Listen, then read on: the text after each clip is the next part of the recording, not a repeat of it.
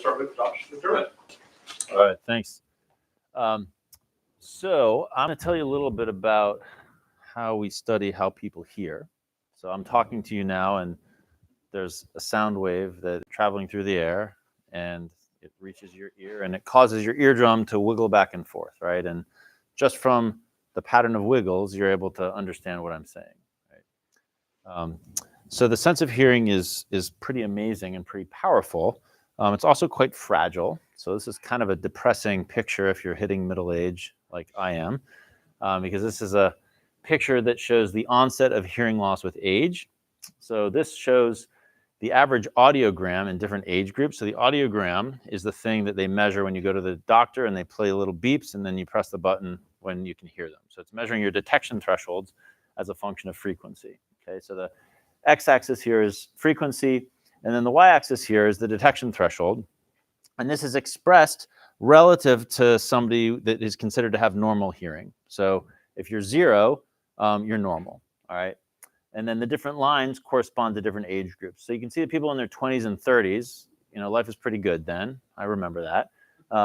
And then after that, the thresholds go up, right? Particularly at high frequencies, okay? And so you can see for somebody who is in their 60s, they're at these high frequencies, 4 and 8 kilohertz, there's about 30 decibels of threshold elevation on average, right? And so 30 decibels, that's about the difference between talking quietly and shouting. So it's like very significant in kind of real world terms. So this makes it difficult for people to communicate, causes social isolation. It's a massive public health problem. If you live long enough, you will almost surely start to go deaf. It's just one of those things that happens, okay? And so it really dwarfs anything else that happens in any other sensory system. I mean, there's lots of vision problems, but they're mostly optical, and you fix them with glasses, right? These are problems with signal processing that changes in the ear, okay? So if you are suffering from hearing loss, and I've had several conversations with workshop participants along these lines, I encourage you to get hearing aids. They will probably help, but they don't work nearly as well as one would like. So you go into a restaurant, it's still pretty hard to hear. And we think the challenge of actually engineering good solutions to this huge public health problem is really limited by our understanding of how we hear. So I run a research group at MIT called the Lab for Computational Audition.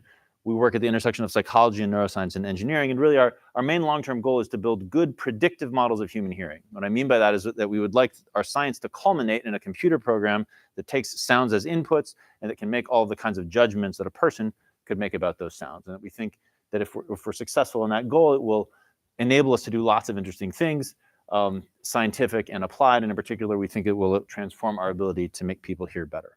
Okay, so I'll tell you a little bit about how this is going. Okay.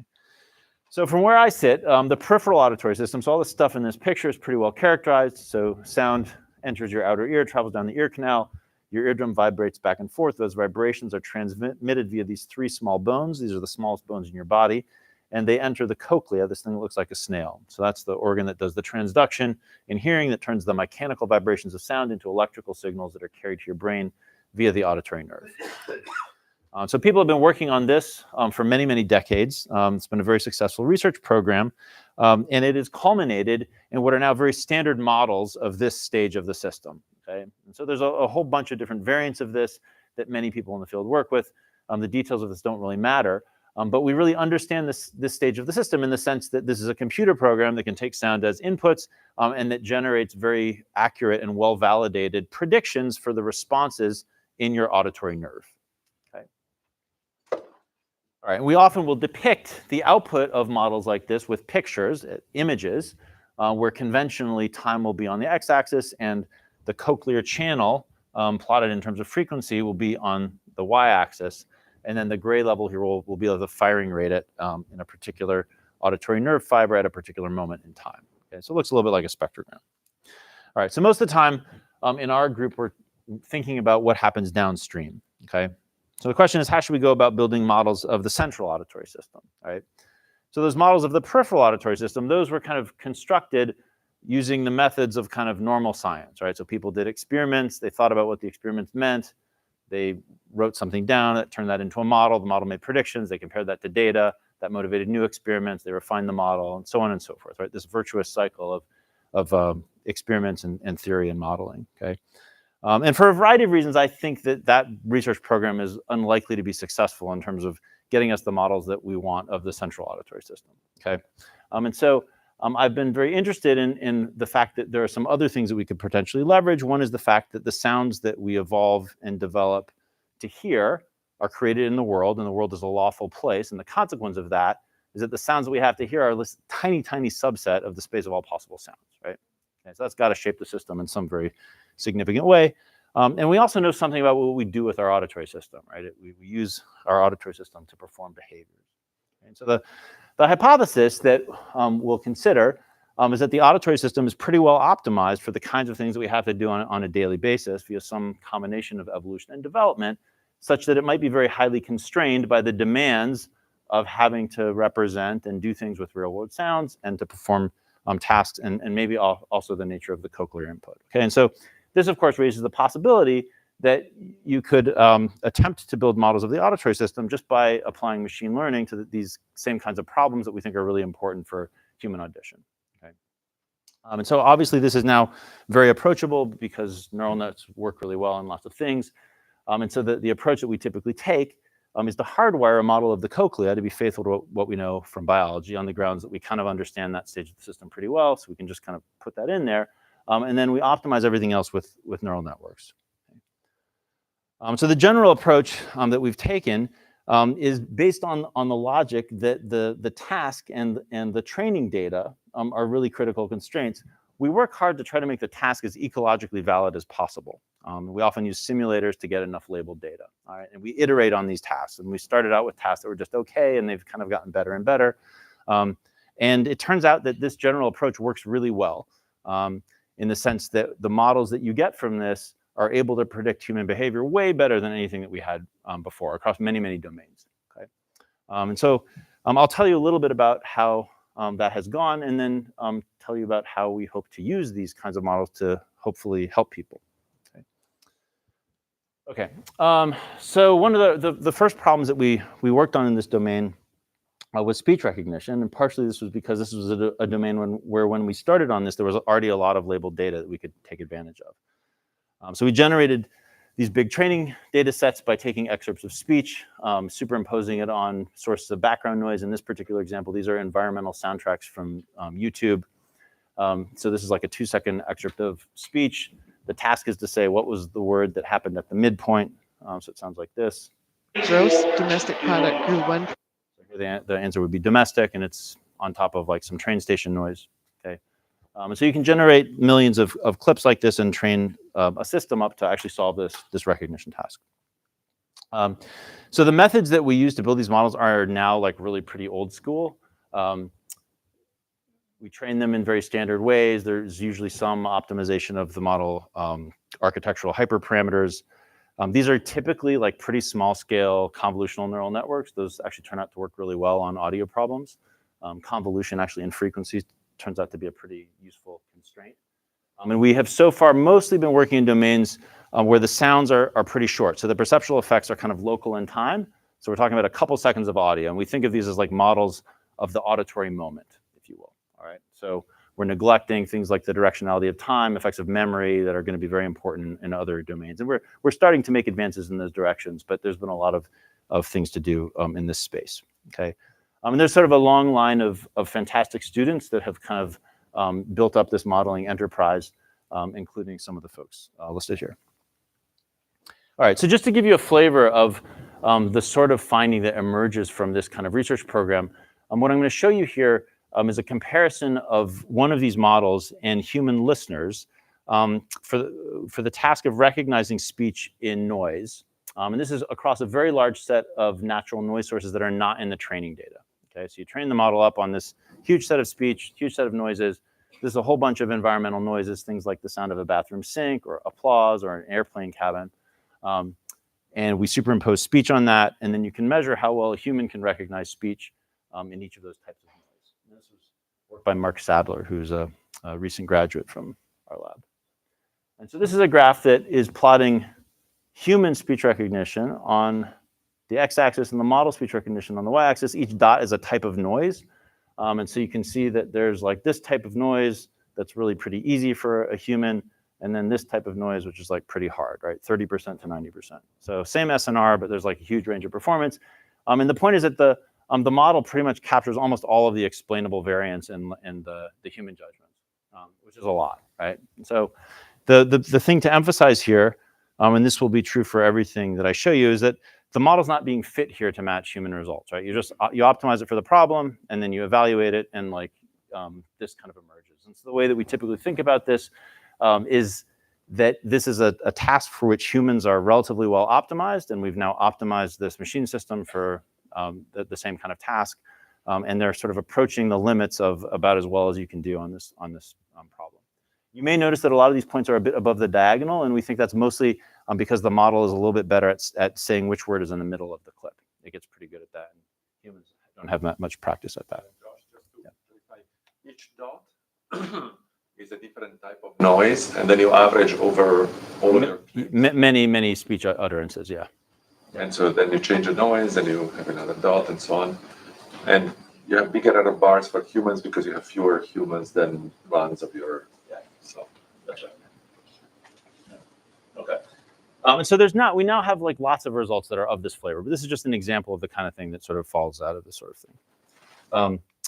Another kind of important setting in which you understand speech is what's often referred to as the cocktail party problem. So this is a setting where there are multiple voices. There may be one that you really want to understand, and it's thought to be dependent on attention to the target. So the idea is that you have some internal representation of the target voice, like you know what it sounds like, maybe you know where the person is, and that somehow helps you pick out the thing that you're trying to listen to, okay? So this is work by Ian Griffith, who's a grad student in the lab, and Preston Hess, who's a undergrad. And this is a version of the task, okay? So here you're going to be presented with a cue. So this will be an excerpt of one person talking. And then you're going to hear a mixture, and that will be a combination of sound signals, one of which is uttered by talker one, saying something different, and the other is something uttered by talker two. Okay, so a mixture of voices, and then your task is to say what the cued talker said. Okay, so let's practice. Dark suit and greasy washwater. All Plays cyclical as if she didn't programs will hear never or compile. Here's programs, all right? So it's easy. So you use the fact that you know what the target voice sounds like to do the task. Okay. Yeah. The cued one. Is that true? It's easier to actually follow what the cued voice is saying. Is that actually a thing? What do you mean it's easier to? You cue him, right? And then you play the mixture. Is it easier for the test of me to listen to the cued voice in the mix? As opposed to what? The other guy. Like, in other words, you're saying, imagine another task where you actually have to report the other talker. Yes. That would probably be harder. I've never measured it, yeah. Sorry. I think it'll be confusing to people, so it might be a little complicated to establish why it would be harder. But, yeah. Okay, so the idea is that like there's some sense in which you're paying attention, and there's some selection going on that's based on your memory of the properties of the target voice. Okay, so it's something people do all the time. All right, so how do we build a system that can do this? Well, you start with the same basic backbone, right? So there's some feed-forward neural network. It takes the sound as input, and it's supposed to produce the word label. But in part inspired by actually neuroscience observations about attention, we just add in these multiplicative gains, okay? And so the idea is that these are going to be scalars that get multiplied by the activations in this neural network. And the scalars that will be functions of the cue. So they're going to come from these little sigmoid functions, and the input to the sigmoid functions will be activations that are derived from the cue. Okay, so this looks like a really complicated picture. The idea is super simple, all right? And the notion here is that if the cue, the thing you're supposed to be paying attention to, has got high activations for particular features, well, then you want to pass those through the system, all right? If it has low activations, then you want to attenuate those, okay? And so that's kind of what these sigmoidal functions do, all right? But the whole thing is optimized at the same time. So the auditory system is figuring out what features to extract, It's figuring out what the parameters of these sigmoids should be in order to apply the gains. It can decide to apply the gains at some stages and not others. So you could set theta 1 up here so that it passes everything, right? So the system just sort of has to figure out a solution to the problem. Yeah.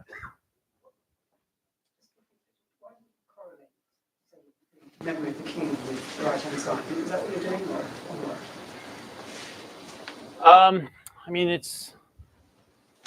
no, it's not really exactly the same as that, but it's sort of similar in spirit, right? So all that you do is you just figure out the average features, like in every channel, right? So the average activations, those go into these functions, and then those get multiplied by the activations in this the representation of the mixture. So it's sort of like, I don't know, we thought it was the simplest thing that one could do in this setting. Make sense? Okay. So the whole thing just gets optimized. Okay. Okay. So we know a lot about how humans solve this problem. So here's just a few graphs that illustrate like the human phenotype for the cocktail party problem. So this is a graph that shows how well you can perform this task as a function of the signal to noise ratio between a target talker and a distractor talker. So over here, the target is louder. Over here, the distractor is louder. And there's two lines. One is when the distractor is the same sex as the target talker. So 2 men or 2 women, that's the red. The other is when they're different sexes, right? So it's easier when there's a sex difference, right? So that's just how it is. The other thing that's kind of interesting is that sometimes people make selection errors, okay? So instead of reporting the word that the target talker said, they mistakenly report the word that the distractor talker said, all right? So they've grabbed the wrong voice, okay? And so that's what's plotted here. So this is the proportion of what's called confusions, again, as a function of signal to noise ratio. And so you make more of those when the SNR is lower and when the talker sex is the same. Okay. And then there's lots of other stuff that you can measure, and that has an effect on performance, and that's just shown here. Okay. So what we did is we optimized the model for this problem, and then we just run it in these experiments. Okay. And what you can hopefully see just by comparing the two columns is that the model reproduces human patterns of performance on this task to like a pretty good extent, right? So it does well when humans do well, does poorly when they do poorly, also makes kind of confusions to about the same extent and some of the same conditions. So we've got sort of a pretty good model of how humans solve the cocktail party. Just for the benefit of those of us who don't know much about your field, I understand that the theme you're cutting through is if you train the system in conditions that are ecologically similar to humans, then it will behave the same way as humans somehow. And second question is, from the point of view of engineering and technology, are we seeing state-of-the-art results on cocktail party, or if you pursue different techniques, you could get even better? I mean, I don't know that anybody has tried to build a system to do exactly this.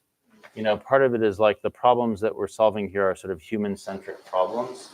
I mean, the way that this would typically be solved in an engineering context is probably using source separation, which is like a very different problem where you're trying to actually estimate the waveforms of the source signals. And that's not what people do. So you'd have to have, I mean, you could take an ASR system and probably try to get it to report a cued talker. Probably somebody has tried to do this. It's not a very common thing for people to try to do though, right? So normally you'd apply a source separation system and then run ASR on the separated signals, you know, and again, in narrow domain source separation, that works pretty well. So our purposes are kind of different. Thank you.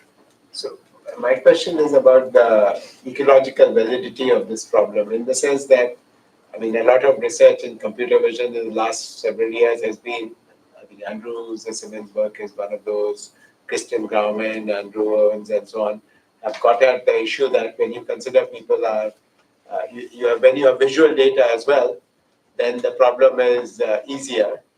And the question is, okay, I'll put it in an extreme and unfair way, which is, my claim is, okay, all the audition people have gone off on this artificial problem, whereas the real problem is not an audio problem, but an audio-visual problem.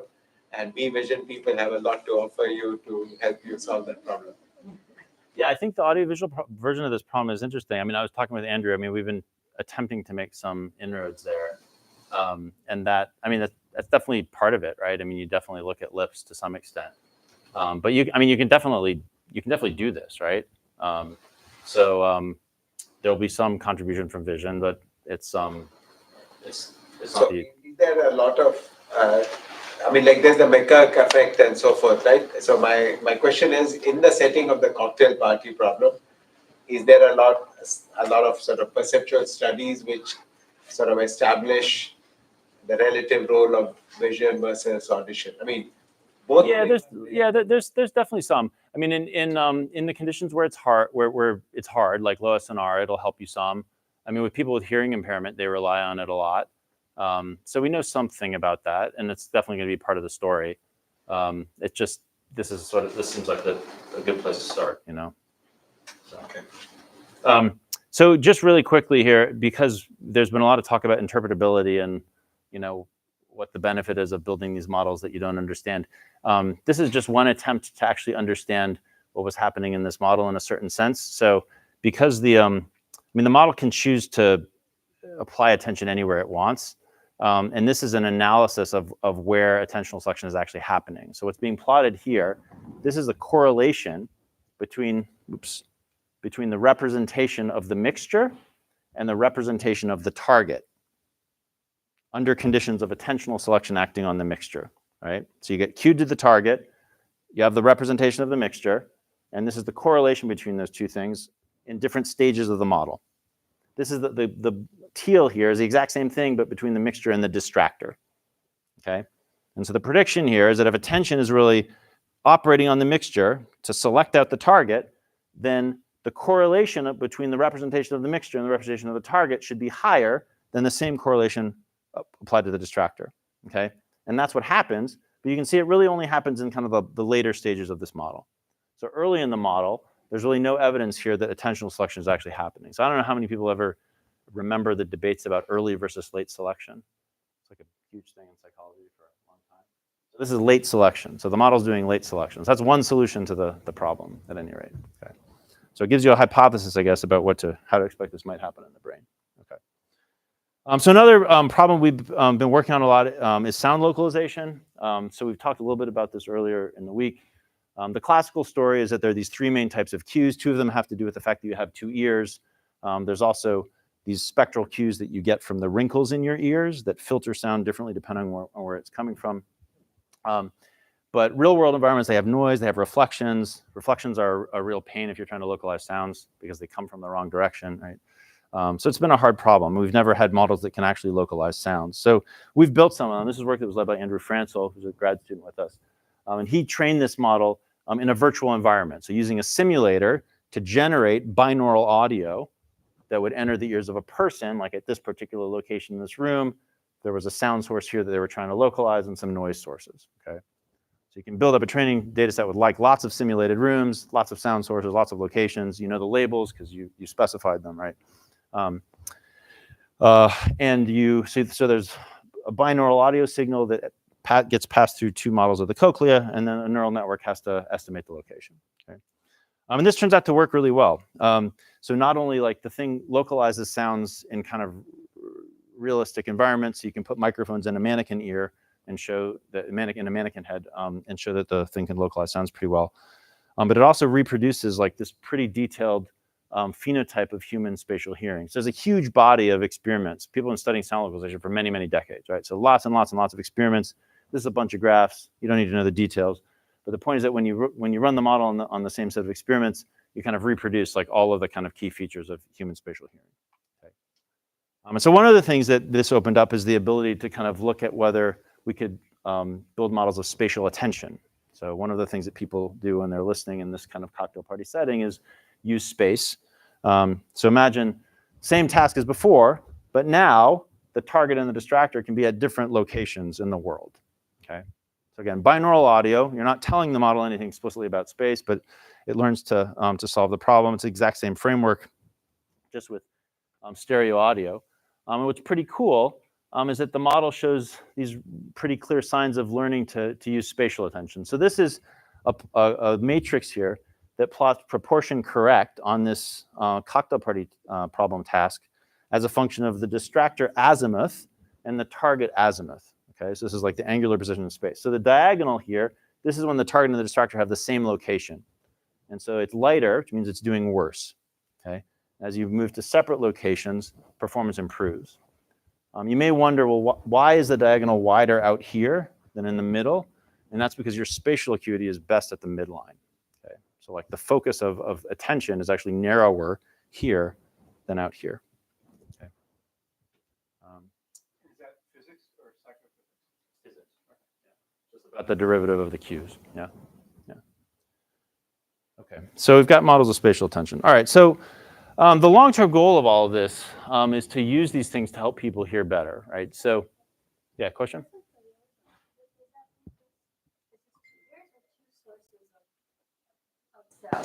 Like how many sources of sound do you have? In this in that experiment, so the experiment has two sources of sound and 2 ears. What happens if you have more than 2 sources of sound? Well, this is a tricky experiment where you actually have symmetric distractors. So the target's in the middle, and you have distractors here and here. And if you move the distractors away from the middle, that also ends up helping. I don't know. But there's you can do many variants of this. We haven't explored all of them. This is one that's kind of an important thing in the literature. All right. Okay, so the big take-home message from all this, I've just given you a few examples. But there's lots and lots and lots of examples of this. Like you optimize these systems on what we think are pretty reasonable problems, and you end up sort of seeing human-like behavior kind of fall out of them, right? That's way, way beyond anything that we could do pre-machine learning. Right? Okay. So as I said at the start, you're all going to lose your hearing. Some of you are already losing your hearing. There's 3 main things that we know about that can kind of go wrong in the ear. There's 2 types of hair cells that you can lose. We also think you can lose nerve fibers. Okay, but we don't actually understand very well how those changes relate to behavior. And one of the reasons is that if you're somebody who has poor hearing, we can't look in your ear. Okay, so the ear is buried behind this very thick bone. And so really the only chance that we have to look at your ears is after you die. And if you do die, it would be nice if you donate your cochleas to science. We'll slice them up and we'll look at them. Okay. But until you die, we won't know what's going on in your ears. Okay. But we do have a pretty good understanding of how those changes to the ear turn into changes in auditory nerve firing. All right. So one of the things we can do is ask, well, if we simulate different types of impairments, what kind of behavior does that produce? So we'd like to potentially be able to do 3 things. One is to predict the behavioral consequences of different types of hearing impairment. The other would be to put an audio transform in front of this model. And because this is a model, we can actually, in principle, optimize the audio transform to best mitigate some type of damage that is in your cochlea. And the third thing, potentially, is to develop diagnostic tests for particular types of impairment. So we can't look in your ear, but with a good model, we might be able to figure out what kinds of experiments would tell us what's happening in your ear. All right, so that's what we'd like to do. To give you a flavor of how this might go, I'm going to tell you about one specific effort that we've been making in this domain, which is a lot of fun, which has to do with cochlear implants. All right, so cochlear implants are a situation where hearing is achieved via electrical stimulation. They're the primary treatment for deafness. Okay, so if your hearing is so poor that you're considered to be deaf, you would often get a cochlear implant. Now, typically, deafness is caused by dysfunction in these little cells in your cochlea called hair cells. But very often, the auditory nerve, so the pipe that kind of carries information from the ear to the brain, that's largely intact. And so the idea behind the cochlear implant is that you can stick a wire into the cochlea, and these contacts here can stimulate the nerve fibers that would normally be carrying information about sound to your brain. Okay, and your brain would then, in theory, interpret that as sound. Okay, so these are now in fairly widespread use. There's quite a lot of them that have been implanted worldwide, and the idea is to replicate the patterns of nerve firing that would normally be driven by sound, but to do it electrically. Right, so that's the goal. Okay. The problem is that for various kinds of technical implementation reasons, it's not possible to actually do that. Okay. Now, on the one hand, this is an unbelievable success story for biomedical engineering in the sense that you can take somebody who's deaf, and in the best cases, you can enable them to have a conversation on the phone, right? Which is amazing, okay? On the other hand, these devices are not close to restoring normal hearing, okay? So here's just a graph to drive home that point. This is a plot of word recognition as a function of signal to noise ratio. The black line is what a normal hearing person would do, and the red line is the average of a whole bunch of users of cochlear implants, right? And so there's a huge gap here, right? We would look now. On the other hand, if they didn't have this, they'd be down here. So that's great, but we would like to close that gap. Yeah. There might not be a great answer to this, but is there like a critical age by which you can get a cochlear implant, and at least for like Younger is better. Yeah, younger is better. Yeah, the best outcomes are, and we'll come back to this in just a second. Sorry, Josh. So the best results here are 60% word accuracy when the sound is clean. How can you have a conversation on the phone if you're... This is averaged across many, many users. So the best people would probably be like up here, right? The spread, the variability in the outcomes is huge, and you'll see some examples of this, right? And it's not really well understood why that is. And we'd like to be able to maybe help with that. Okay, so we can build a model of how the cochlear implant stimulates the nerve. So there's all these stages of signal processing that are in the implant device itself. So again, sound is the input here. And you pass this through a filter bank, you do a bunch of stuff, and then you get these electrical signals that get supplied to electrodes. And there's been a fair bit of science that helps us understand how these electrical signals at the electrodes turn into patterns of firing in the auditory nerve. Okay? So this is a little model stage that takes sound and turns this into the nerve patterns that should be produced by a cochlear implant. Okay? And it's probably not completely accurate, but again, there's a lot of science that went into this, and we think it's pretty good. Okay? And this is work that was led by Anisha Banerjee, who's a PhD student in the lab. Okay, this is showing you the patterns in the auditory nerve in response to a speech signal with a cochlear implant and then with a normal ear. All right, the same speech signal. And so the point is that this is supposed to approximate this. All right. Now, if you look closely and squint your eyes, you can tell that this is supposed to be the same signal, but it's also obvious that they look really different. Right, the statistics of this are very different than this, and so you might imagine that a system that's like built to decode this is going to have a hard time with that. This is with our model. All right, so it's our best attempt to approximate what is happening in the nerve. Okay, and this has been validated to some extent with animals. So with non-human animals, you can actually make measurements from the nerve, but it's very invasive, right? So you can't do it in humans. Yeah. So the bottom is programmed recordings, or No. These are both models. But this one is, I would say, very well validated, and this is like moderately well validated would be my characterization. So it's our best attempt at reproducing what's likely to happen.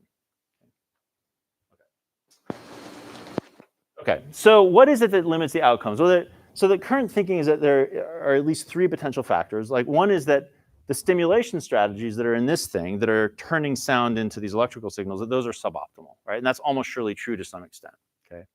Because the stimulation strategies essentially were the result of human thinking, and we're not perfect, and we can probably do better. The second thing that is likely limiting outcomes is neurodegeneration. So it's often the case if someone is deaf that it's not the entire auditory nerve that's there. There's probably also loss of neurons centrally, and that probably has some role.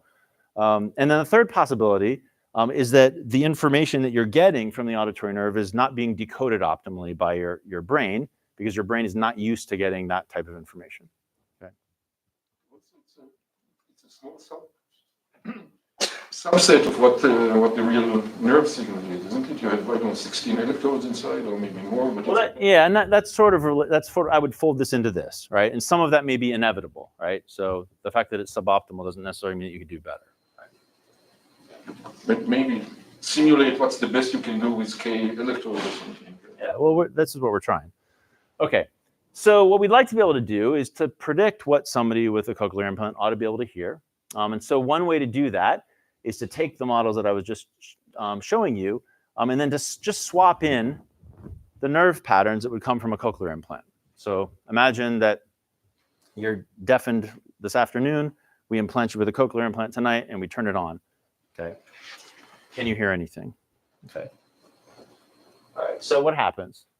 So this is what happens for a model that gets input from the normal ear, and if you just swap in the input from the cochlear implant, there's basically no generalization.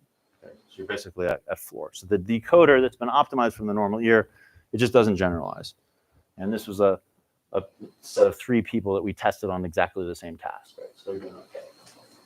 Okay, so one important clue, this relates to several of the questions, comes from the fact that when you give somebody one of these implants, they improve over time. So this is a really cool graph where every line is a person, and this plots their word recognition scores on the y-axis as a function of the number of months post-activation they've lived, okay?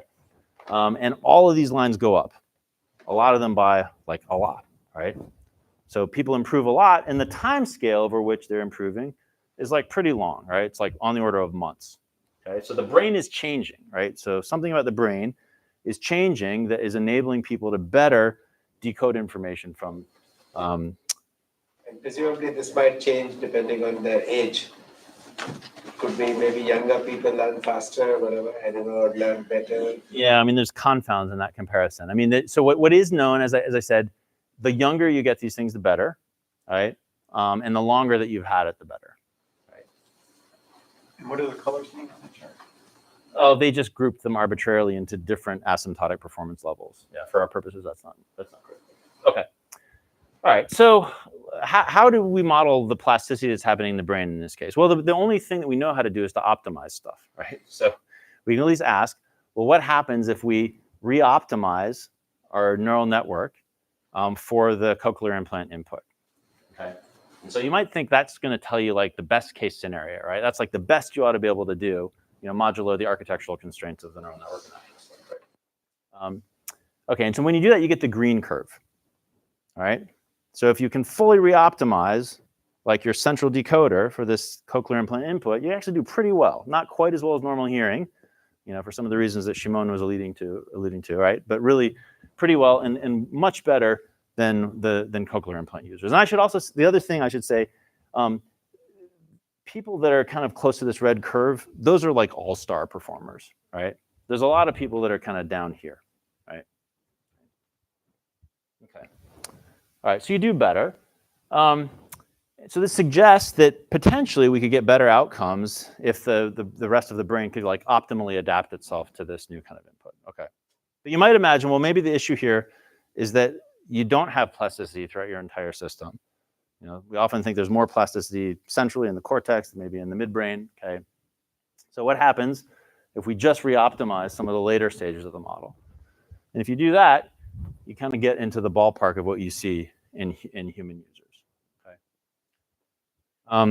So of course, this isn't proof that this is really what's underlying what we see in humans, but it's certainly suggestive that being able to re-optimize your auditory system for these for the altered input that you're getting in this setting could potentially have a lot to do with this.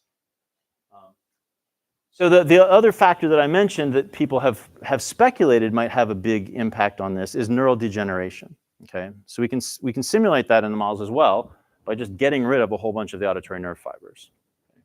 And what's really interesting is when you do this, so this is getting rid of half of the nerve fibers. So the dashed curves here are with half as much bandwidth in the input.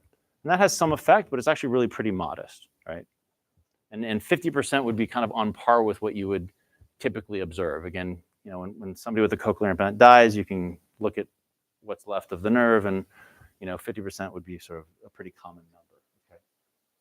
All right, so all this kind of suggests that correctly modeling plasticity, both the locus of the plasticity, and maybe often also the nature of it, right? So here we're really modeling plasticity as optimization, and it's not really clear that is the right way to think about it. That will be pretty important to predict detailed outcomes. Okay. So I think the long-term prospects of this kind of thing are pretty exciting, right? So one thing that we can do, which I sort of showed you a little bit, is identifying best case scenarios for particular types of treatments. There's also, I think, the prospects of being able to determine the factors that limit outcomes. So what we did in all the stuff I showed you is we just had this one very standard type of stimulation. But you can also imagine searching across different simulation strategies or directly optimizing stimulation strategies and seeing like what is actually best for allowing people to sort of perform tasks.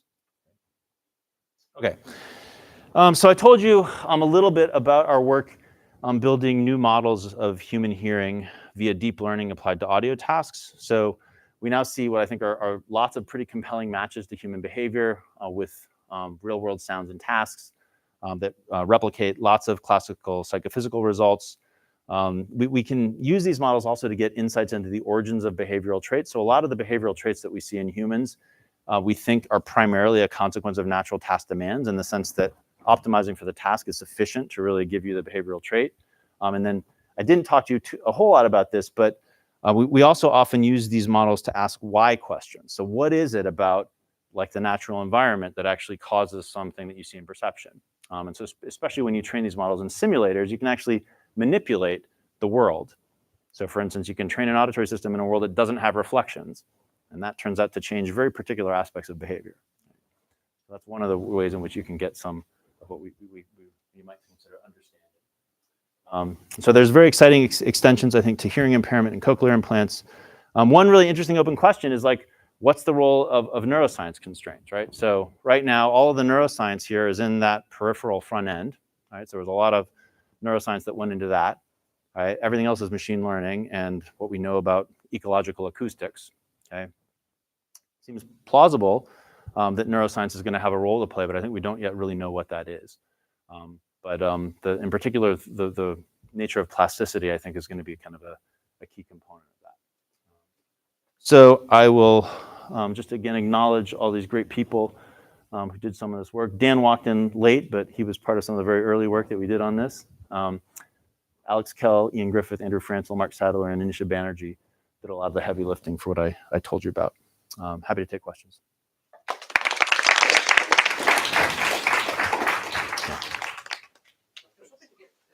Just a sense of the number of nerve fibers, and then on the level of quality of addressing individual fibers, how prosthetic things are. To get a sense of what's missing. So much more question. Okay, so there's nerve fibers, right? And then there's electrodes, okay? So, right, so you got, 30,000, 40,000 nerve fibers here, right? And typical implants might have 20 electrodes, 16. You can't really have more than 16 activated at once, otherwise you get too much interference. And yeah, so the central limitation on that is the fact that, so you can see you're sticking this wire essentially into one of the cochlea is like a couple tubes separated by a membrane. So you're sticking the wire into one of the tubes, okay? And so the electrodes here, they're not right next to the nerve fiber, right? There's some distance away. And so you get this sort of spatial spread of the activation. And that's kind of like an intrinsic limit for now, okay? And so the spatial stimulation is not that precise. There's also limits on the temporal stimulation, again, due to the nature of the way that electrical stimulation interacts with nerve fibers. And all of the big manufacturers now do something a little bit fancier than the algorithm that we used, in that like they'll often select the electrodes that are most informative in some way at a given moment in time. Some of them will also sort of try to combine the electrodes to sort of focus the current a little bit better spatially. So there's a few things like that people have come up with, but that's pretty much the state of it. A follow-up question to that. I was curious if any able hearing people have had cochlear implants implanted in order to try to get a sense of what it sounds like. No, and the reason is that when you stick the electrode in, you typically destroy any residual hearing that you would have. So yeah, they would never put this in somebody unless there was pretty severe hearing loss. And they've gotten better over the years at retaining the hearing kind of here at the apex, but you don't normally get one of these things unless your hearing's pretty bad. So yeah, it'd be nice to know what they sound like, but yeah.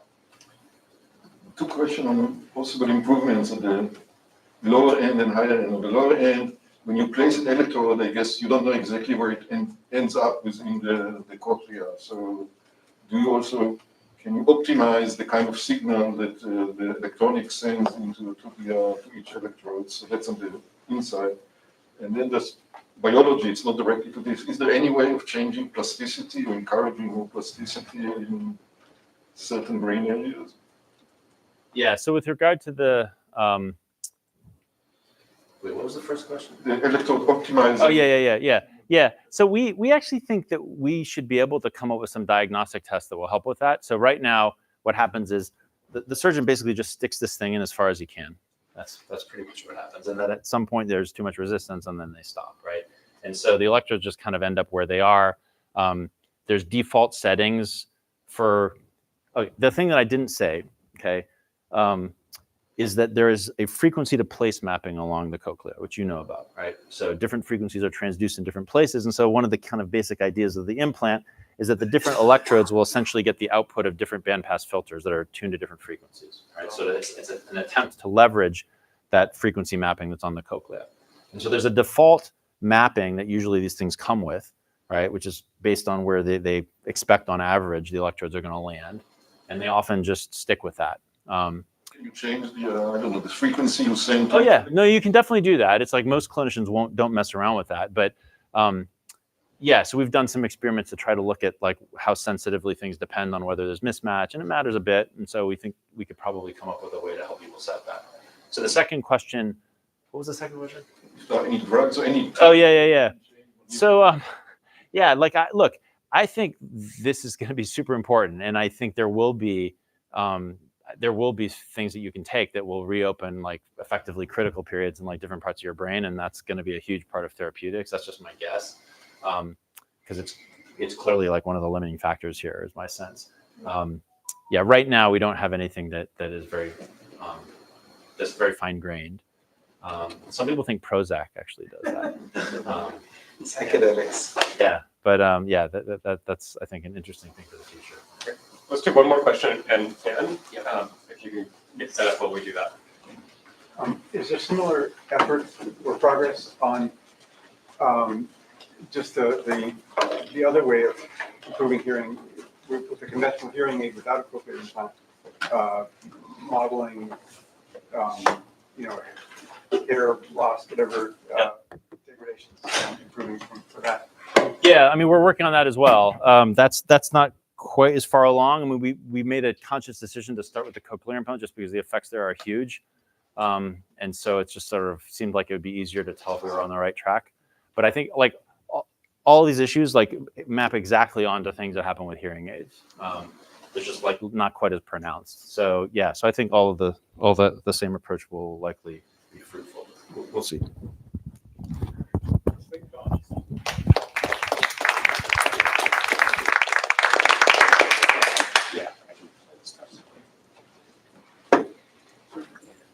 Yeah, let me know when you're ready.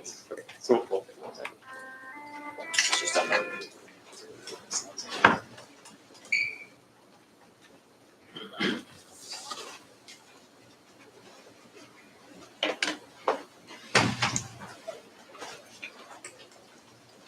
So one of the themes for today is audition. So we're going to continue with that theme. So we have next, in case you didn't notice, from Josh's talk. But I think sort of this one mixing a lot of ideas together. Okay. Give me 1 second. Okay. Yeah. All set? Okay. Yeah. Okay, great. So next we have Dave. Oh. Okay. We'll give 1 more second.